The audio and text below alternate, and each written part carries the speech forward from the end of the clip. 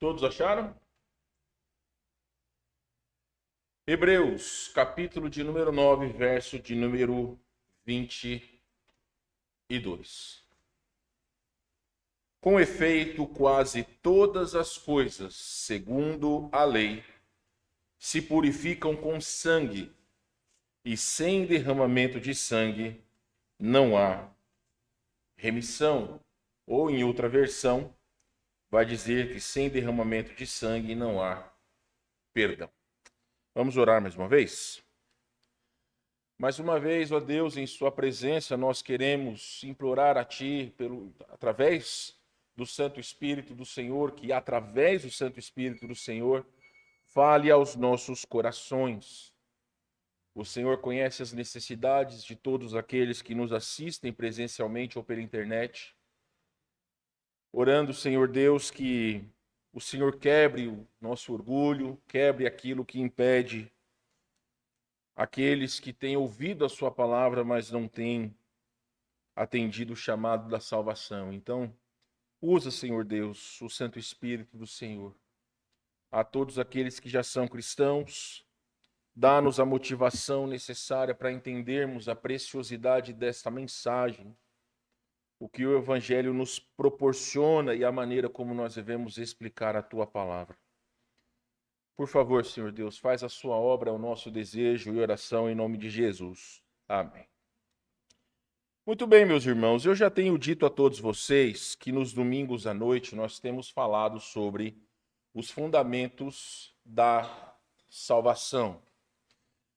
Ser salvo em Cristo é muito mais do que simplesmente você clamar a Jesus que seja o seu Senhor e Salvador, por mais que para que alguém possa ser salvo é necessário que ele clame a Jesus que seja o seu Salvador, que se arrependa dos seus pecados, possa crer na ressurreição de Cristo como base da sua fé.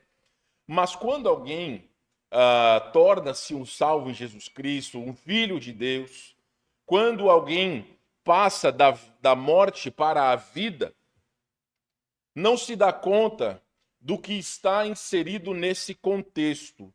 E é isso que nós temos feito, nós temos falado nesses últimos meses ou nessas últimas semanas, procurando abrir a todos vocês este leque importante que é a salvação, dando a todos vocês não só a compreensão, mas principalmente dando a oportunidade de, quando você for falar de Cristo para alguém, você não simplesmente explique que a pessoa precise de Cristo, mas que você possa se aprofundar do porquê a pessoa precisa de Cristo. Nós já falamos sobre algumas áreas da salvação e agora nós estamos falando sobre a obra de Cristo. Nós estamos continuando a falar sobre o conceito de substituição. E eu quero dar um pouco mais de luz sobre o que significa substituição. É importante entender, e nós falamos na semana passada, que a doutrina da substituição penal ela é central à nossa fé, porque apresenta a verdade que Jesus Cristo sofreu a punição que os nossos pecados mereciam, como substituto para satisfazer a justiça divina e manifestar o amor incomparável de Deus. Abre sua Bíblia em Isaías capítulo 53, verso de número 5, que foi o texto base que nós usamos na semana passada. Eduardo, por gentileza, pode ligar o ventilador aqui, obrigado. Então, Isaías capítulo 53, verso de número 5, eu aguardarei que vocês possam chegar ali, para que você possa acompanhar a leitura na sua Bíblia. Vamos lá. Isaías, capítulo 53, verso de número 5. Mas ele foi ferido por causa de nossa rebeldia e esmagado por causa de nossos pecados. Sofreu castigo para que fôssemos restaurados. Um pouquinho mais fraco, por favor. Isso, muito obrigado. Então, meus irmãos, o que é importante entender sobre o conceito de substituição é que nós é que merecíamos a morte pelos nossos pecados. Mas assim como eu lhes disse, Eu quero te dar um pouco mais de luz sobre esse conceito. Primeiramente, para que você possa entender a substituição, o que é isso, daqui a pouquinho a gente vai para o Antigo Testamento. Mas a ideia de substituição é que alguém ou algo sofre no lugar de outra pessoa. Então, quando falamos sobre substituição, alguém ou algo sofre no lugar de outra pessoa. Na Bíblia, nós podemos ver isso claramente no Antigo Testamento. Levítico capítulo 17, verso de número 11. Abre sua Bíblia lá, por favor. Levítico capítulo 17, verso de número 11. Alguém leia para nós. Mas é importante destacar que você poderia ler todo o capítulo 12 de Êxodo, bem como todo o capítulo 16 de Levítico. Mas alguém leia para nós, por favor, em voz bem alta, Levítico 17, 11.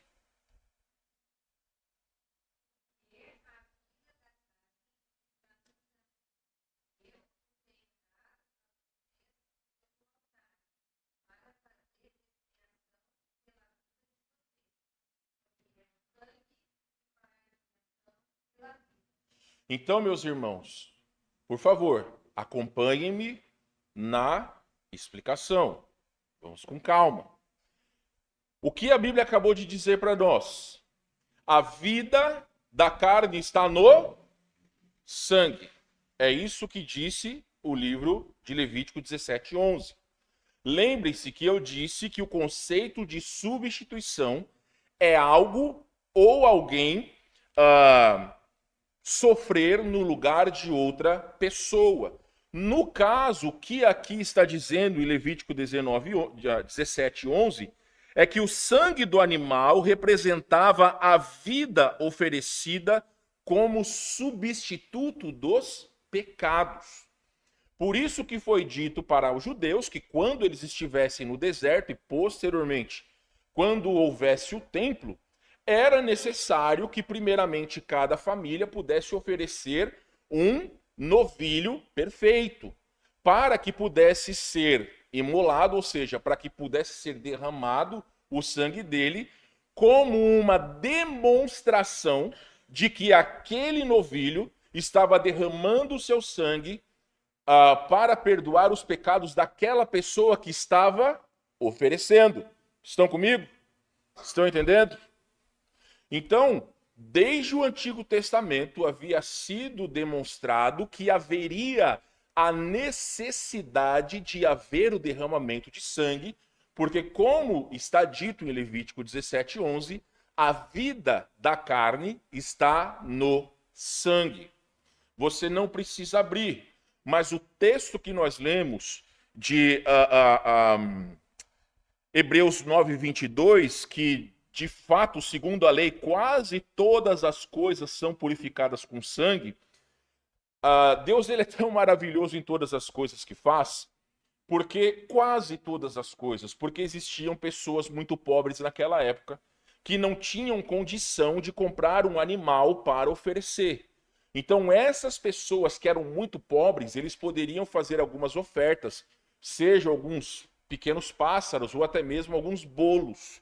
Por isso que está dito que quase todas as coisas se purificam com sangue. O que mudou posteriormente, vocês já vão entender o porquê. Então, meus irmãos, Êxodo capítulo 12, se você se lembrar daquela história do cordeiro que foi morto e o sangue era passado nas ombreiras das portas, para que pudesse, então, o cordeiro pascal simbolizar que havia sido derramado o sangue para a proteção daquela família e eles demonstrando a sua confiança em Deus. Também o dia da expiação, que é Levítico 16, que vocês podem ler posteriormente, vai demonstrar essa mesma verdade. Então é importante novamente destacar essa verdade. O conceito de substituição é quando algo ou alguém sofre no lugar de outro. No Antigo Testamento, o cordeiro derramava o seu sangue como uma demonstração de que aquela pessoa que estava ofertando aquele novilho estava então pedindo perdão pelos seus pecados. Existia o perdão individual, mas também o sumo sacerdote, ele imolava um cordeiro, derramava o sangue como uma forma de pedir perdão a Deus pelos pecados de toda a nação. Só que por que nós não fazemos isso?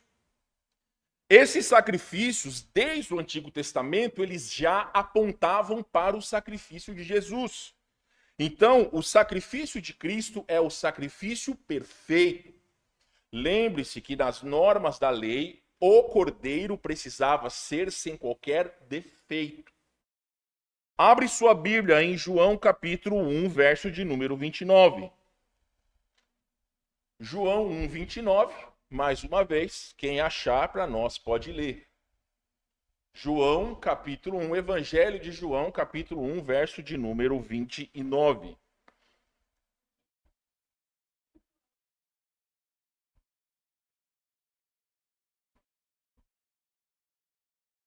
Então, meus irmãos, quando João Batista viu Jesus, ele disse: eis o Cordeiro de Deus que tira os pecados de todo o mundo. Por que Jesus é o Cordeiro perfeito? Porque ele não pecou. Ele não pecou, por isso que o sacrifício dele foi aceito. O texto que nós lemos, e mais uma vez, você não precisa abrir, ele foi ferido por causa da nossa rebeldia ou por causa das nossas transgressões, esmagado por causa de nossos pecados. Sofreu o castigo para que fôssemos restaurados e recebeu os golpes para que fôssemos curados.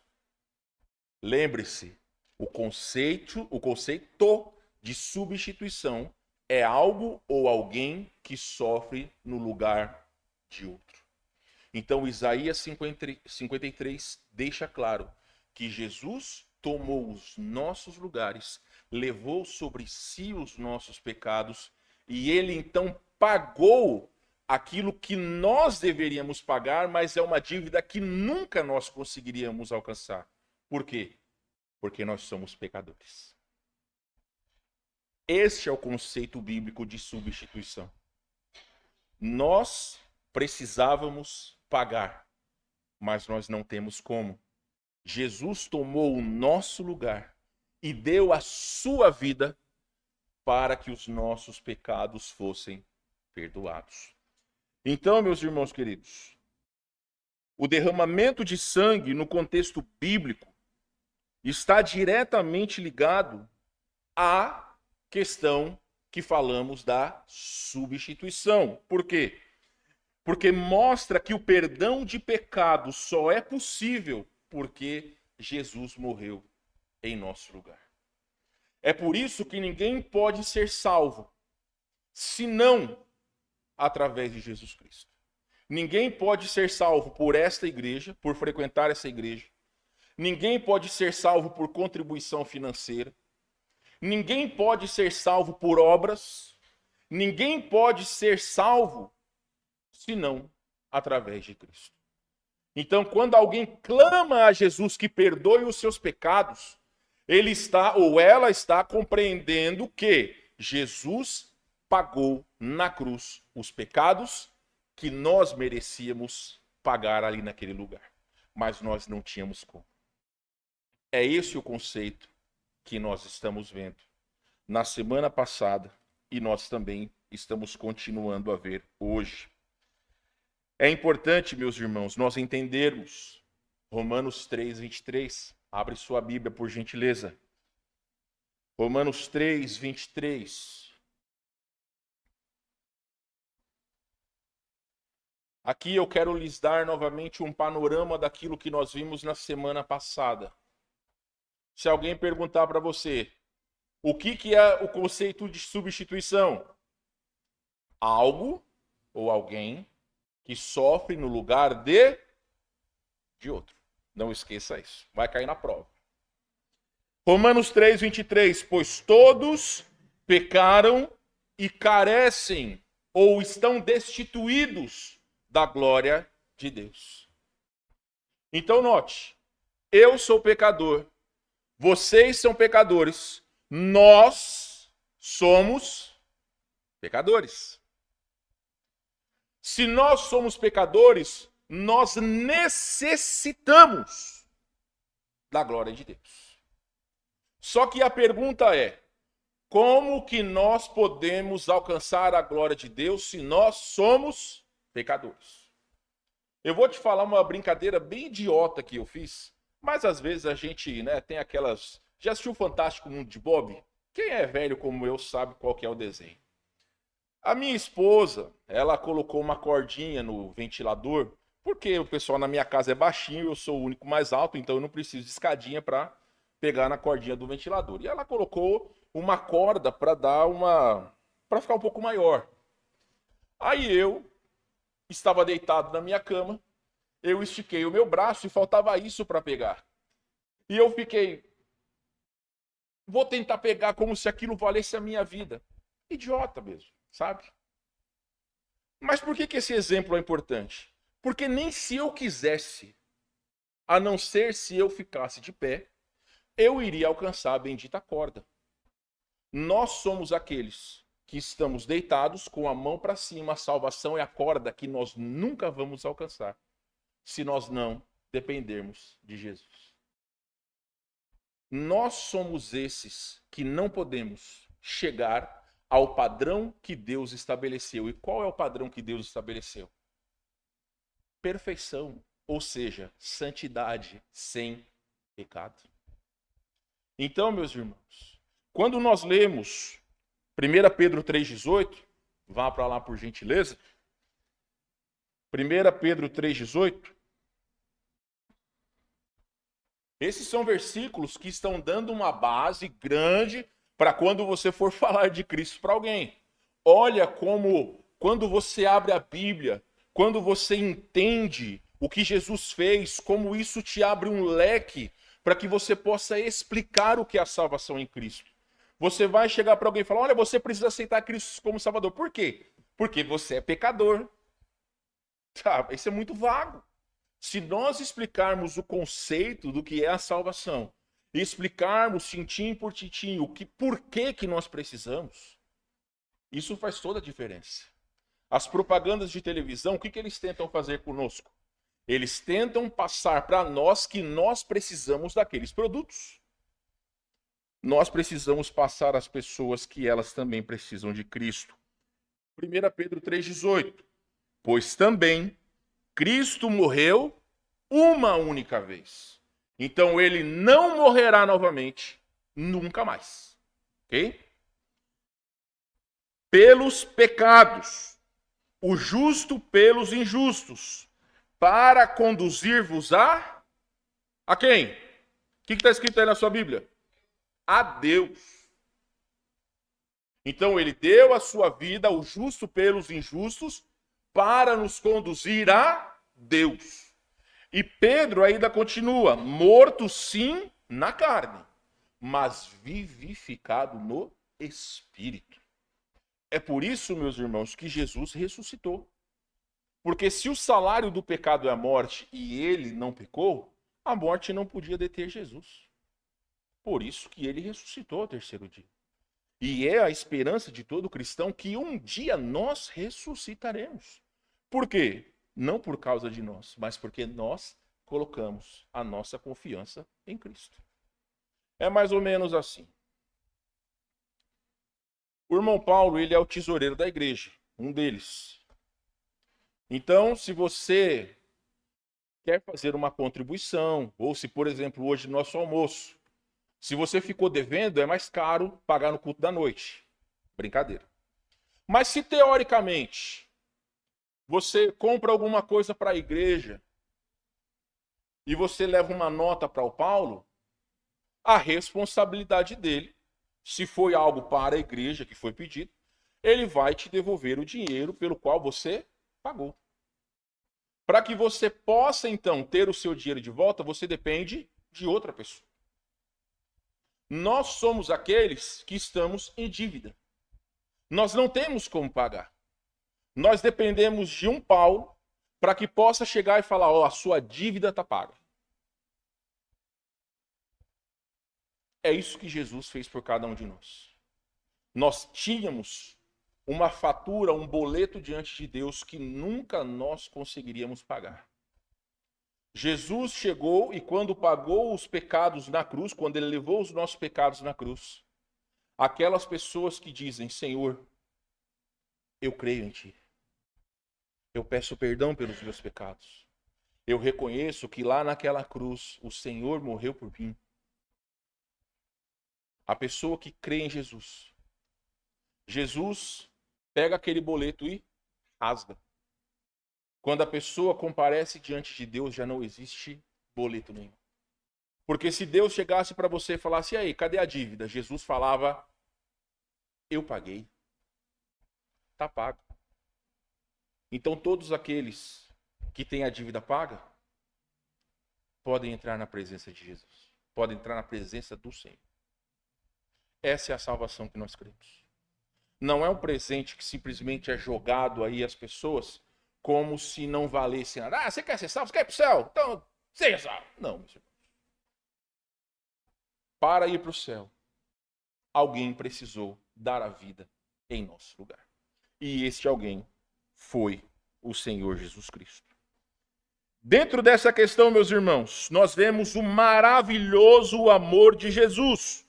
Não abre sua Bíblia. Lerei. João 10:18. Ninguém toma a minha vida, eu a dou por minha própria vontade. O Senhor Jesus, ele não foi coagido a dar a sua vida. Ele não foi forçado. Deus não chegou para ele e falou, se você não for lá dar a vida para eles, eu vou te deixar sem celular por 1 ano. Não. Ele fez porque ele quis. Ele entendeu que nós somos pecadores. Que nunca nós conseguiríamos alcançar o padrão de Deus. Nós já vimos, meus irmãos, o testemunho do Antigo Testamento sobre a questão dos sacrifícios e por que era importante que Jesus desse sua vida por nós. Mas note, Romanos 3:25. Pode ir para lá, por gentileza. Romanos 3:25. Alguém leia para nós, por favor.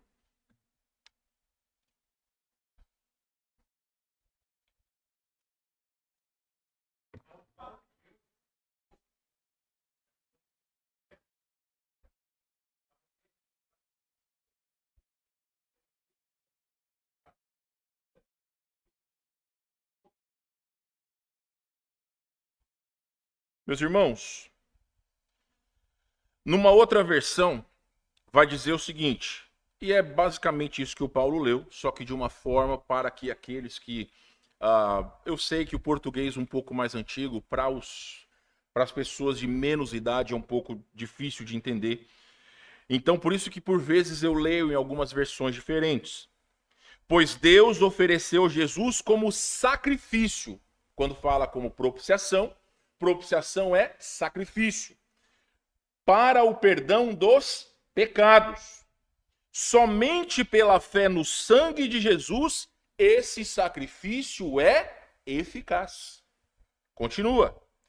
Ele fez isso para demonstrar a sua justiça, pois em sua paciência Deus se conteve e não castigou os pecados passados. Nós poderíamos ficar só aqui. Aqui está cheio de doutrina para a gente poder entender. Mas só te dando uma compreensão melhor do versículo, quando a Bíblia fala que Deus ofereceu Jesus, foi para que os nossos pecados fossem perdoados. Só que não só isso. Ele ainda fala, somente pela fé no sangue de Jesus, esse sacrifício é eficaz. O sangue de Jesus poderia salvar todas as pessoas do mundo? Sim ou não? Se você falar que não, a gente tem um problema seríssimo. O sangue de Jesus pode salvar todas as pessoas que já existiram, que existem e existirão. Mas todos serão salvos? Sim ou não? Não. Não serão. Hoje nós temos ali os nossos queridos, ali o Júnior e a Tamires, a Dona Angelita. A Dona Angelita fez o quê? Fez bolo? para nós. Então, olha, hoje nós temos, é aquilo que você me falou mesmo, torta de bolacha? Então, hoje a gente vai forrar o estômago. Só que, por exemplo, vamos supor que o Júnior e a Tamires, eles fizessem com todo amor e carinho pizza de sardinha. Quantos de vocês gostam de pizza de sardinha? Levante sua mão. Então, pode baixar sua mão. Por que eu estou dizendo isso? Porque ao primeiro momento que eles tirassem o pano da pizza, eu estaria sentado aqui. Porque eu não suporto o cheiro de sardinha. E eu estou dizendo isso para vocês por quê? Porque eles vão e eles fizeram hoje a torta de bolacha ali, o bolo, para todos nós. Só que vamos dizer lá, a Renata vai dizer, não, eu estou de dieta e eu não vou comer. Não é uma indireta, tá? Mas ela diz que ela não vai comer. Ela é obrigada a comer?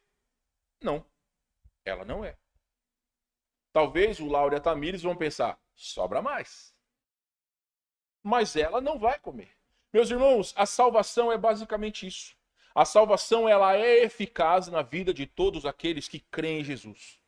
Ela poderia salvar a todas as pessoas, mas nem todos serão salvos, porque nem todos entendem a sua necessidade de Jesus. Essa é a grande diferença. Jesus poderia salvar todas as pessoas. O céu poderia estar lotado de pessoas, trilhões de pessoas. Mas nem todos chegarão na presença de Deus. Porque a salvação, ela é grátis. Mas nem todos querem crer em Jesus. Por isso que Paulo deixou claro que somente aqueles que colocam a fé no sangue de Jesus, como ele fala, esse sacrifício é eficaz.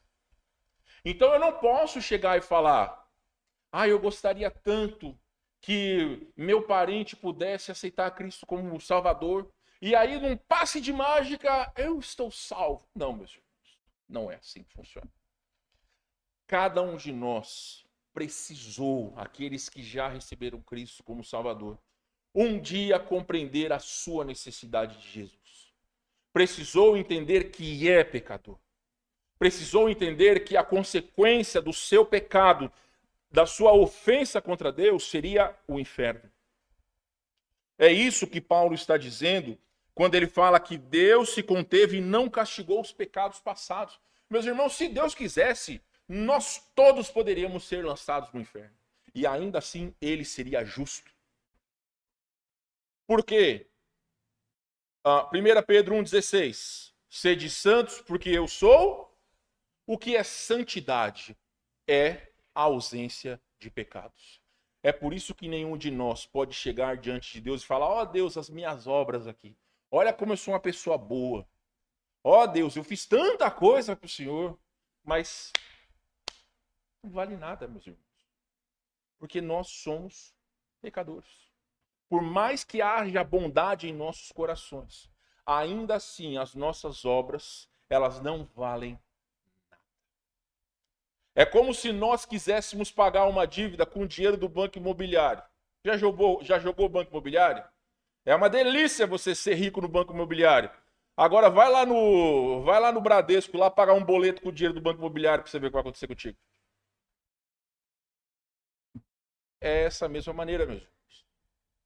Então tentar comprar a sua salvação é você tentar pagar os seus boletos com dinheiro que não vale absolutamente nada. Então isso mostra como Deus nos ama. Mostra a cada um de nós a extensão do amor de Deus. Jesus foi apresentado como sacrifício que aplaca a ira de Deus, mostrando que Deus é justo e justificador ao mesmo tempo. Ou seja, merecíamos a punição, mas Deus é aquele que nos torna justos, ou seja, sem pecados, e o justificador, ou seja, ele que proporcionou a salvação, mesmo sem merecimento de nenhum de nós.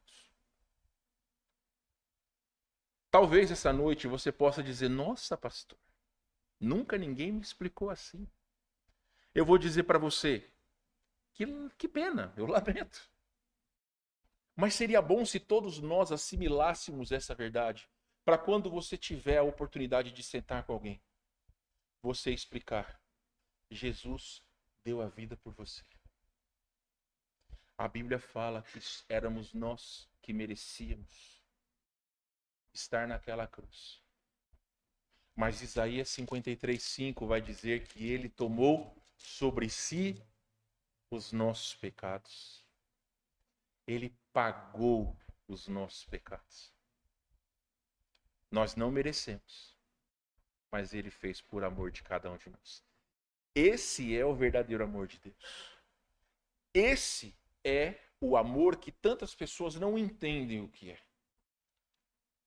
É dar a vida por pessoas que não são merecedoras.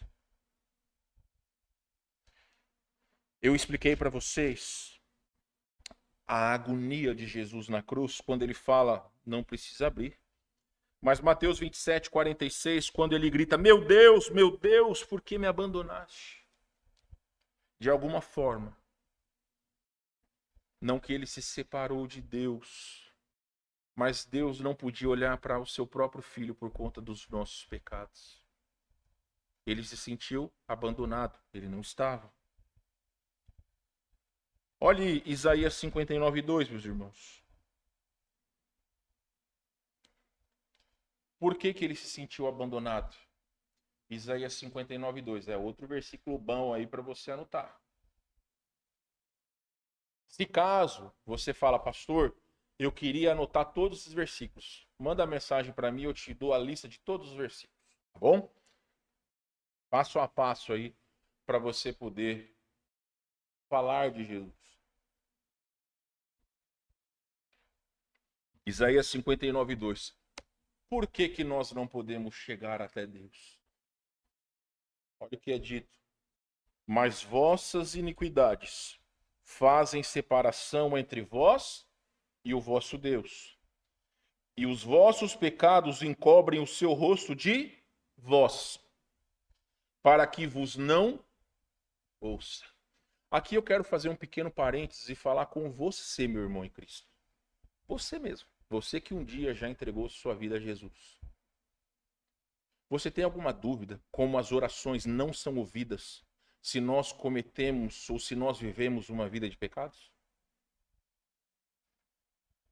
Eu já expliquei para vocês. A única oração que Deus ouve de alguém que está em pecado é a oração de arrependimento. Você pode morrer berrando para Deus, que nada vai mudar. Porque os nossos pecados nos separam de Deus. Os nossos pecados tornam Deus surdo às nossas orações. E Isaías demonstra essa verdade. Para as pessoas que não têm Jesus, por mais que elas possam se esforçar para chegar a Deus, não conseguem. Por quê? Porque os nossos pecados nos separam de Deus. E ainda, como lemos, e os vossos pecados encobrem o seu rosto de vós, para que vos não ouçam. Então, meus irmãos, é um privilégio que nós temos de poder entregar a nossa vida a Jesus. De clamar ao Senhor que seja o nosso Senhor e o nosso Salvador. Sabe por quê? Porque nós não merecemos. Nenhum de nós. Haverá um dia que alguns, talvez, dos que estão aqui, daqueles que nos assistem pela internet, haverá um dia que essas pessoas, ao fecharem os olhos nesse mundo, sem Cristo, elas serão lançadas primeiramente no inferno. Posteriormente, elas terão a oportunidade de ressuscitar. Estarão diante do Senhor Deus Todo-Poderoso. Mas elas só estarão para confessar que Jesus Cristo é o Senhor. Apocalipse 20 vai dizer que aquele que não está, aquele que não está com o nome escrito no livro da vida, esse será lançado para dentro do lago de fogo. Então o inferno É um lugar temporário, que primeiramente foi preparado para o diabo e os seus anjos, mas que habitam lá hoje as pessoas que se rebelaram contra Deus. Lembre-se, João 3, 17 a 19. Aqueles que não creram já estão condenados.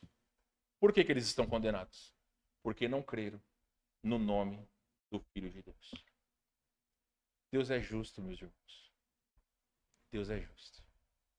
Esta Bíblia, qualquer pessoa pode ter acesso. Através disso? Através disso? Hoje todo mundo tem acesso à Bíblia. Hoje as pessoas podem conhecer Jesus. A grande situação é, como eu disse a vocês, por mais eficaz que a salvação seja, nem todos serão salvos.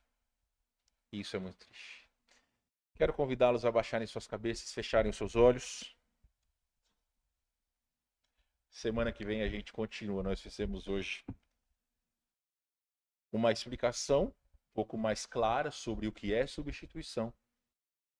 E também nós recapitulamos aquilo que falamos na semana passada. Mas eu quero pedir que você possa refletir. Você é que conhece o seu coração. Por mais que eu já conheça boa parte de vocês, é Deus quem conhece o que há dentro do seu coração. Então, essa noite, eu não quero te encabular. Eu não quero te envergonhar. Eu não quero pedir que você sequer faça qualquer movimento aí onde você está. Eu só quero que você abra o seu coração a Deus. E eu te pergunto a seguinte questão. Se a morte te encontrar hoje à noite, qual é o destino da sua alma? Se você responde para mim, pastor, eu vou para o céu, porque eu clamei que Jesus fosse o meu Senhor e o meu Salvador. Eu entendo que Jesus deu a vida para me salvar. Eu entendo que Ele pagou os meus pecados na cruz, que eu não era merecedor. Se você crê isso, meu irmão, minha irmã, amém. Agora, se você no seu coração não sabe responder, se você vai dizer assim, pastor, eu não sei, eu tenho dúvidas. Eu quero te alertar que nós não sabemos qual vai ser o último dia das nossas vidas nesse mundo. E talvez hoje pode ser a sua última noite. Se você quer saber como você pode receber Jesus como Salvador, ao terminar o culto, venha conversar comigo. Ou se você talvez não quer chamar a atenção, tem vergonha de talvez as pessoas olharem para você de uma maneira diferente, manda uma mensagem no meu WhatsApp, pastor. Eu gostaria de saber mais como eu posso receber Jesus como meu Salvador. Meu querido, olha, pode ter certeza. Não vai passar de amanhã e a gente vai poder conversar. Eu quero abrir a Bíblia para que você possa entregar o seu coração a Jesus. Você não precisa pagar nada. Você não precisa fazer nenhum ato a não ser reconhecer a sua necessidade de Jesus. Muito provavelmente eu vou lhe explicar novamente esses versículos. Porque para que uma pessoa possa ser salva, Paulo vai dizer que se com a tua boca confessares a Jesus como Senhor e em teu coração creres que Deus o ressuscitou dentre os mortos, será salvo. Então não é nada miraculoso, nada mirabolante. Mas eu quero dizer que Deus quer te salvar. Eu também quero encorajar você, meu irmão e minha irmã. Distribua essa mensagem a todas as pessoas. Use as suas redes sociais para a glória de Deus. Coloque versículos bíblicos. Se você tem vergonha ou até mesmo se você acha que precisa aprender mais, olha, tem folhetos muito bons que você pode aprender, que você pode distribuir. Mas não fique parado. Vamos distribuir a palavra de Deus para que mais pessoas possam ser salvas. Então, o desafio dessa maneira. Se queres falar comigo após o culto ou mandar uma mensagem, fique à vontade. Ou se queres conversar com alguém da sua confiança, fique à vontade. O nosso interesse é que não passe sequer mais uma semana sem você conhecer Jesus como seu Salvador. Senhor, nós queremos render graças ao Senhor porque o Senhor é bom. E mesmo não merecendo, alcançou-nos através do sacrifício de Jesus. Todos nós fomos confrontados com essa verdade, mas talvez nem todos efetivamente têm esse presente como seu. Então eu te peço, Senhor, coloque em nossos corações a importância da compreensão que éramos nós que precisaríamos estar naquela cruz, mas Jesus sofreu em nosso lugar. Lhe dou graças, Senhor, em nome de Jesus.